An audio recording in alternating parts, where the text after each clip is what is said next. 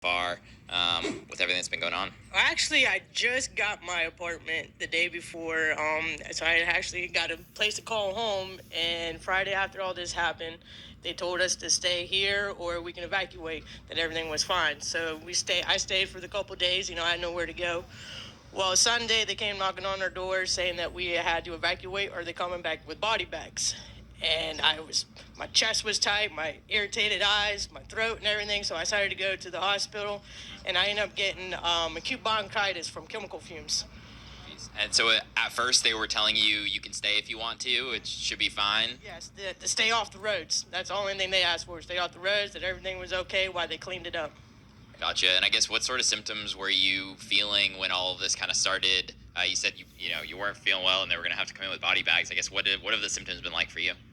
The irritated eyes, the sore throat, the tightness of the chest, always trying to catch my breath, the coughing, like I just can't get rid of it. I said I'm on the breathing inhaler. They actually at the hospital, they put me on the breathing machine.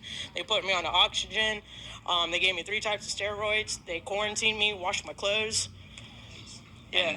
And none of these are symptoms you ever had before any of this was going on? I never had any problems with my breathing. I was healthy as a horse. I work outside. I'm constantly active, and I never had any problems like this. And it seems like never going away.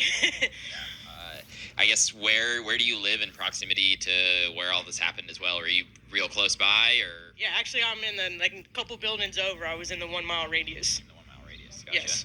And have other folks? You sounds like you just moved in. Did you have other folks also living with you with issues right now too?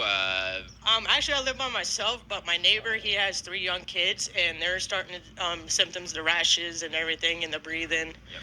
And like I said, he just had a brand new kid, and is not even a year old yet, and is already having problems. Right. And have you tried reaching out to Norfolk Southern at all, going to the assistance center to try to get help from them? And if you have you had any success in doing any of that? I actually asked them about my medical condition and all that, and they asked if I had Medicaid that was paying for it, and that was it. That's the only thing they were doing.